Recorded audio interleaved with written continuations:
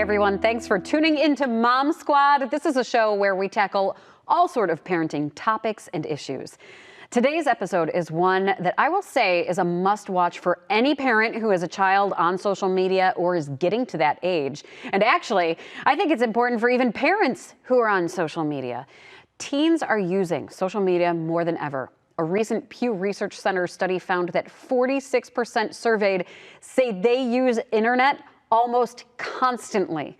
They also found that the most popular social media platforms are YouTube, TikTok, and Instagram. So I'm going to guess you have a teen or preteen who is on one of these platforms, but these can be dangerous in so many ways. In today's Mom Squad, we are talking to litigation attorney Stan Gipe with the Dolman Law Group. He's a father of a 13-year-old who says they are constantly working on cases regarding privacy. He lays out the ways kids get themselves into trouble with posts. We're going to talk about all of that. You're going to hear from Stan in a minute, but first, let me introduce my co-host today, Danielle Wiggins, who has a teen who is new to social media, and we were chatting right before we started recording this, and I think all of it is scary, no matter what. So how do you lay out the groundwork, especially since Jeremiah is just starting to get on these platforms? Yeah, so Jeremiah is 14 going on 15, and he's had a cell phone for a while, and we did not allow him on social media. Now, he did, when he got a new phone, I looked at his phone, it's like Instagram. What? Yeah. Who said you were going to be on these? But he said, and then he finally asked, he said, Mom, can I go on Instagram? This was like 3 days ago. It's like, okay. So he started out on YouTube, and then Reddit. He loves Reddit. And then now he's on Instagram and TikTok and Snapchat. And for us, it was like having those conversations, and my husband does the privacy lockdown on the phones, on the tablets and everything. So he handles that portion. And for me, it's just continuously talking to him about what's going on. And especially since we both work in media, really talking to Jeremiah about the stories that are out. And hey, social media, it can be harmful, and how are you processing what you're seeing? Yeah, there's so much when it comes to social media. There are a million topics we can tackle. I mean, the mental health aspect of the whole thing, the privacy and safety settings, but then also what I really liked about what Stan was talking about is all of the legal repercussions that come up when you're on social media. I mean, social media world is not the same as reality. You know, there's bullying, but you can't, if somebody comes up and punches you in the face, yeah, that's assault. But if they do something to you like bullying on social media, it's not the same legal repercussions either. Right. And keeping teens off social media, it's just not going to happen. To be honest, that is what I wanted. Like, no, nothing. No. But now he has 4 more years in the house, and hopefully he'll go off to college. So it's kind of like I told you yesterday, we want to let him explore it while we are able to monitor and to see what's going on, so that when he goes off to college, it's not like this burst of brand new freedom and brand new, online this, online that. So we can kind of coach him through this while he's still in our home. Which I think is what you have to teach your kids, is how to use this safely, how to have those parameters, knowing what to post, what not to post, and everything else that goes along with it. So I do want to get to our interview with Stan Gipe, who is just a wealth of information about especially privacy. Some of the most serious stuff we look into is the way the information is being fed to our young people. Okay. It was one thing, if it's just, hey, here's one board where all the information gets published and you can search it at your own leisure. It's not what happens. Okay. If you've got a TikTok account, TikTok uses an algorithm to feed you certain information, and TikTok knows a lot about you. Okay. One of the popular sayings you'll hear, with young people, with teens, with people in colleges, TikTok knew I was gay before I did. TikTok knew I was anorexic before I did. Okay. Well, you got to take a step back and kind of look at that. Is that really TikTok knowing that, or is that TikTok seeing that you spent some time looking at that? Doesn't indicate you are, but maybe you've got questions. And because you spent time on that subject, TikTok's going to feed you more of it. Okay, so if someone's struggling with their weight and they're going, God, look, and they're kind of staring at this girl because she's skinny and she's got such a good body, well, TikTok's going to feed them more pictures of skinny people because that's where they spend their time, which sort of reinforces this negative body image. And it's that algorithm. It's that algorithm by which they choose to feed the information to kids who they know their demographics. They know who these people are. That's where a lot of these harms come in. That's where we're looking to hold the social media companies accountable for what they do. They need to take some responsibility for the way in which they're feeding this information to our children. That does bring up a lot of, I think privacy is a major concern for adults, but, then, we know enough, but for kids too, because they just don't know that clicking on something or posting something or searching something does start to give information to these companies. So what do you think that we need to, as parents and then as young social media users, need to think about in terms of making sure that, we have privacy, if that's even possible? Okay, and privacy is somewhat of a fallacy, okay? Because even in this day and age, myself, yourself, it would be unusual for you to have not at this point have been a member of some company whose data was hacked, okay? And we're talking billion-dollar companies get their data hacked, okay? If you're a young girl, young boy, okay, and you think you're going to send a private picture to your boyfriend or girlfriend, okay, they don't have nearly the security that one of these companies has. So even unintentionally, those photos can get out, okay? And when you break up with these people, it's almost like they almost always get out, and it creates harm. And, this has gone on at my son's school, okay? My son's 13 years old. He goes to an elite private school. Okay, there's been issues where nude photos of students have gotten out and been passed around his classes, and it's caused issues. And we didn't have that when we were young children. Mm-hmm. It's very, very difficult to impress on kids the need for privacy. Okay, because we're in a very public environment. Right. It's when I win, I want to post I want to post the shot. Okay. If I look good and I've dressed up, I want to post the picture. If I think I've got something that's really going to impress people, I want to post it. And it's not always so good to be that public with your life. Okay. And it kind of opens the door to a secondary when we go into privacy. There is so much out there about children. If you really want to look into it, like if you were to follow my kid, look into his Snapchat, look into his TikTok and feeds, you would know what his interests are. You would know what is likely to get a response from him. And if you're a predator, if you're someone who's looking with bad intentions, you've got a lot of information going in to help you sort of get a leg up. Hey, if you know the kid's a baseball fan, you lead with something innocent about baseball. Okay, and then you're in the door. And, those kind of things. So there's so much information out there unintentionally about our kids. It gives someone with bad intentions a lot of sort of ways to get in the door and start the conversation with these people. Is that would you say that is the biggest concern? What other, issues with privacy should make parents concerned? Well, that's primarily it. Okay. A lot of our life we're posting out there as public. Okay. If you're putting something on Facebook, it's public. Okay. There is no privacy. There's none of that. So it's getting your kids to realize that there is no such thing as privacy. And some things, okay, let's bring it up. The naked picture. That's the one that we really hear about. Do not send it. And I mean, it's almost impossible to get your kids on that page, but it really does. You need to talk to your kids and let them see what's happened.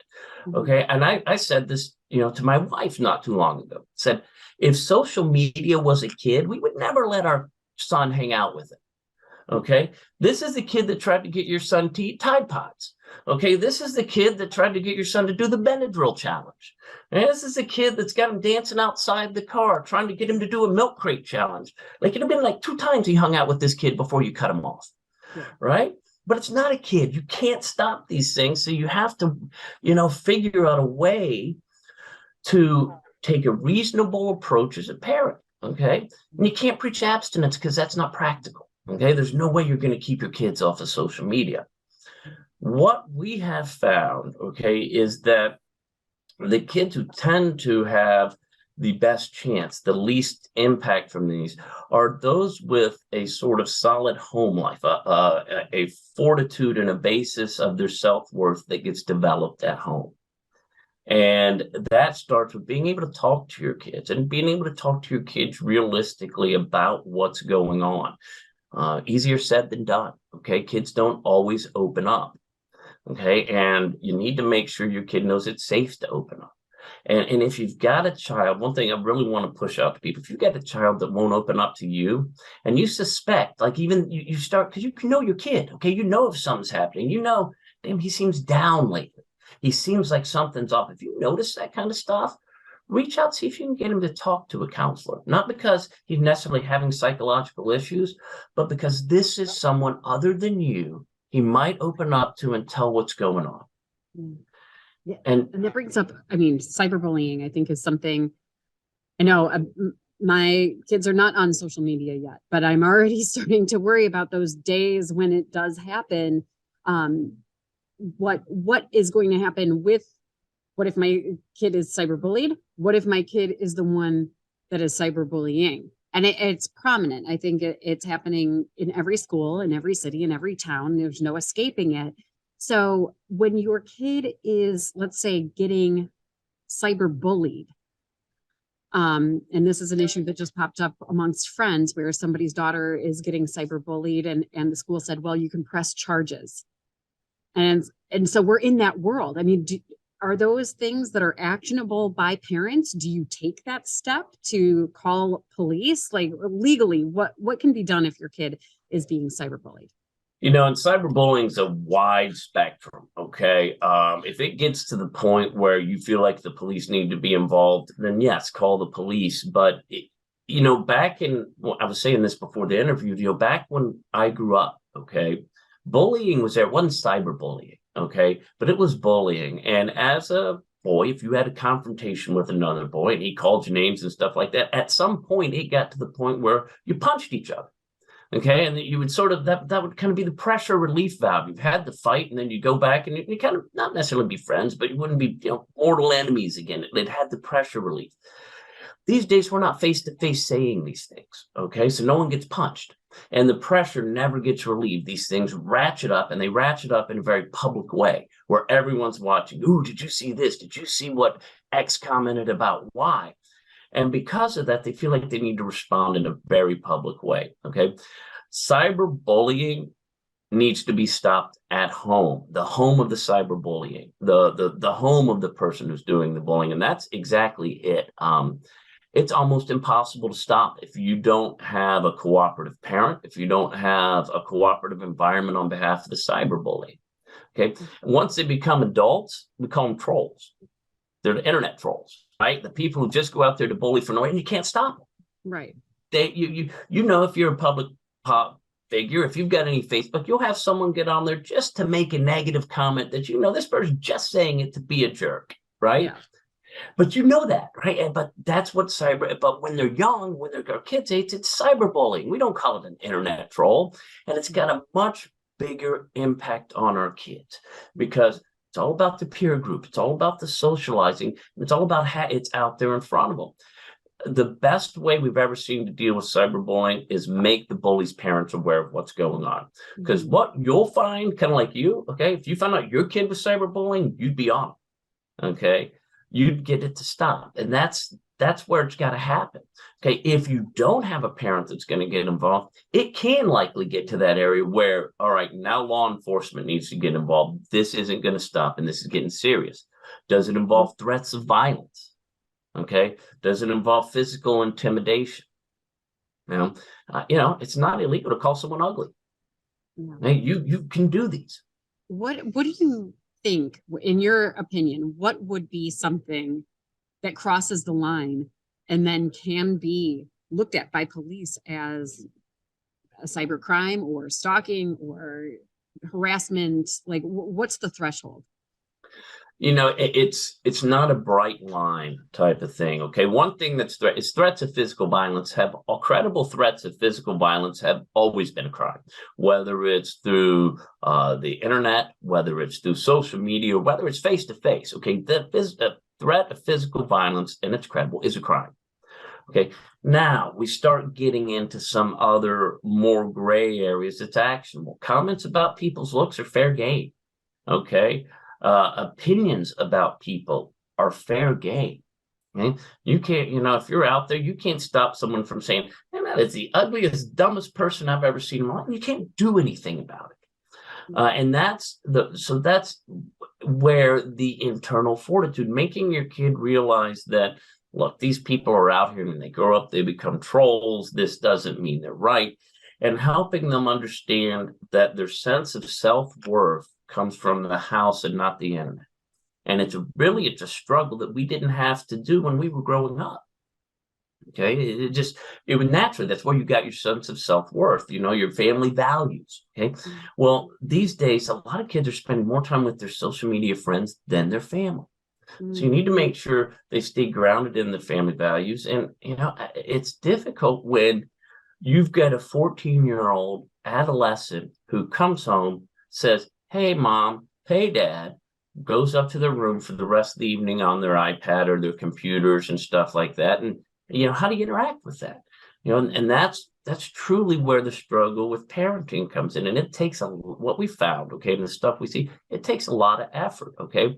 And it takes sometimes, coming in and realizing that you may not understand everything your kid's going through. Okay, you were one time a youth, but you weren't a youth at this day and age. Okay, I've often told my friends, thank God there were no cell phone cameras when I was growing up. Right. Okay, so you understand the emotions, but you don't necessarily understand the environment within which they're experiencing them. Yeah. You bring up the cameras, and so much is caught on camera now. What do you, in terms of, I'm thinking legally, that's a lot of evidence that's out there, whether it's, something that somebody posts and maybe it's not exactly criminal, but then, a couple of years down the line after your child goes through college and is looking for those jobs, and there's a history of these videos of maybe them doing something not so smart or something that borderlines, criminal. How do you navigate that? What advice would you give to parents and kids about what gets caught on camera and then what gets posts? Nothing is temporary. It is always permanent. And you're seeing that these days. You see it with college recruits getting booted for videos they've done. I can tell you, I've interviewed people. Okay, we've looked at people's jobs, and afterwards we go back and look, right? We try to see what they post. We try to get a feel for this. Is this person going to be a good fit for our office? Okay, you get in and sometimes you see something, person looks like they may not be the most open-minded person. No, this person looks like they get a little bit of a racist side to them, okay? You're never getting rid of that. Once that post is out there, you are indelibly marked as it. So I don't care if it was 10 years ago. I don't care if it's 15 years ago. If I, as an employer, look at something, I find something you posted when you were 13 that, with the swastika on it, okay? You're never getting hired. I don't care how old you are, how long it's been. I'm going to someone else. Okay. And that's what kids, and it's hard at those young ages. It's a struggle. They need to realize it's not going to go away. It's as silly as you may think it is right now. It's not silly, and it's, and especially when it comes to feelings about race, religion, sexual orientation, all of these things, what may have been appropriate to say about race or sexual orientation. Let's say we're talking about sexual orientation. What may have been socially acceptable to say in 1980 is clearly not socially acceptable and be offensive to a lot of people these days. Right. And Stan, before we go, I want to know, because I love advice from all parents, but you have a son who is in that perfect age of, starting social media use probably more regularly than even a 12 or an 11-year-old. What boundaries do you put on social media use? The boundaries we put are that we're monitoring it, okay? And if we feel like he's doing something that is askew from what we think is correct, then we'll be on it. We monitor it, and that's going to be important, okay? My son's mostly posting sports updates, things like that. Hey, I've done this, and just general life stuff, okay? Which is, we haven't seen any of that yet. Mm-hmm. It's a little harder to track what they're saying about other people's posts. Okay. And that's, you got to keep an eye on too, because it's not just what they're putting out there, but it's how they're interacting with the rest of the internet. It's a little harder to track, but monitor what they're doing. Make sure that it's got the right tone.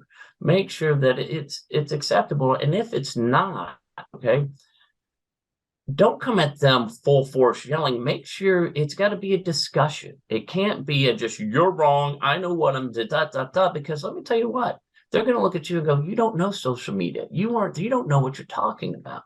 So it's getting to the point where you're having a mindset, go, look, I know I wasn't there. I know I don't have this kind of presence. That's super important to you. But you got to realize, here's what can really happen from this. And I'm going to support you using this. I'm going to support your involvement in the social media community because I know it's going to be there.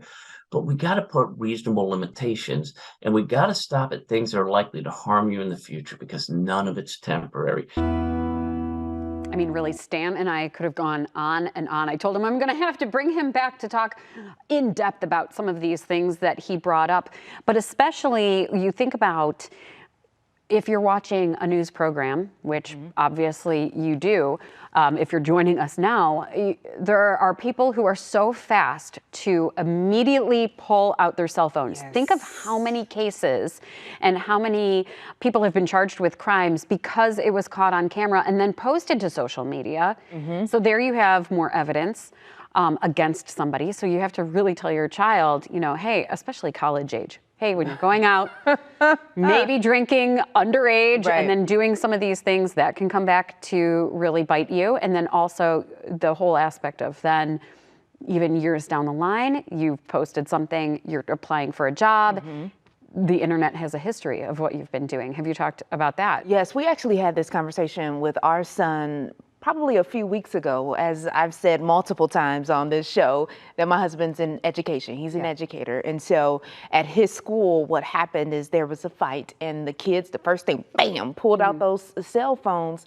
And then my son came home and was like, Dad, there was a fight on the bus. And he was like, well, what do you do? Everybody was pulling out their cell phones. He's like, do not do that. Do not sit there and record a fight. And we had to talk to him about that and the ramifications of that, and, what else could you do instead of pulling out a phone and recording and instigating the situation. Yeah, and then you think about some of the things that kids could receive on their phone, which could be seen as illegal. I mean, we went into, just in the newsroom the other day, we were talking about not sending inappropriate photos. We had that conversation as well, because I'm at work, and I think I got the message late, but I get a call from the principal and the guidance counselor of the school. And they're like, Jeremiah's not in trouble, but he received a photo on his phone that he was really concerned about. And so he came home and he talked to me, and he thought it was an inappropriate part. Turns out it was an elbow. Oh, thank goodness. Okay. Well, yes. That's good. But that sort of let me know that, okay, we kind of trained him well, because as soon as he received it, he went right to in his mind, the authorities of, I received this nasty message or this nasty photo. But on further examination, it was just an elbow. Thank goodness it was just an elbow. Right. I think any parent out there, or if you're a grandparent who's watching, your grandchild's probably going through this, where I know, in our school, and I know in several schools, there's always that one situation where it's somebody's getting cyberbullied. Who is it? And it goes beyond, and this is something that Stan brought up that I think is such an important conversation that you have to have with your kid. There's the person who's posted, and then there's the victim. But then there are the comments. Like if your child comments on that, you can't monitor what they're commenting. You can monitor what your kids are posting, right? Yeah. And when he brought that up, it's like, oh yeah, you can sit there and monitor what they're posting on social media all day, but you can't really see what they're commenting on. Right. And so I think it's a very important conversation to have with your child about, hey, commenting on, you know, if somebody's cyberbullying and posts something that is mean and you've commented on it, could you be wrapped up in any of that ramification at school as well? Or if there are, and we're starting to see where cyberbullying cases are headed to court, are having criminal charges. So you have to be careful about how you comment and what you comment. That was the main reason why we kept him off of social media, to our knowledge, for so long, because even in person, in like early middle school, going to middle school, if someone would say something to him, he would not be able to shake it off. Yeah. So, you know, my husband and I were just really worried and concerned for him in particular, because it's like, oh, if somebody posts something negative about him, you know, on one of his photos, he is not going to be able to shake it off. So we needed to make sure that he was able to grow and to mature into this, but we can't keep him from forever. No. But it seems like, as you are saying, and our legal experts saying, you got to constantly have these conversations with your children. And it's like, gosh, we're so busy. We got to work. We got to do this. We got to do forms. We got to take them to soccer, or basketball, whatever. But then you got to make sure you have that time to sit down and to really talk about what's going on in the world, what's going on in their world, and what's going on in the social media world as well. I mean, and it's still so new. Because I mean, our generation, we didn't have that growing up. I mean, a lot of us started to see it in high school and college. College club. But you know, growing up with social media is so different. It is. So I always love having Danielle on here. She's always going through like whatever we're talking about. So it's great to get your perspective. I mean, we really could talk forever about this. And guess what? We have a Facebook page now, Mom Squad Facebook page. So you're going to see a QR code at the bottom of the screen. You can just hold your phone up to that. That's where you're going to find our Facebook page. If any of this has hit a chord with you and you want to ask a question, or if you think we should be going in depth on any of these issues, we want to know. We're happy to go more in depth on anything that you're going through or that you have questions about. That's where you can also connect with other moms. So thank you so much for joining us today on Mom Squad. We'll see you right back here next time.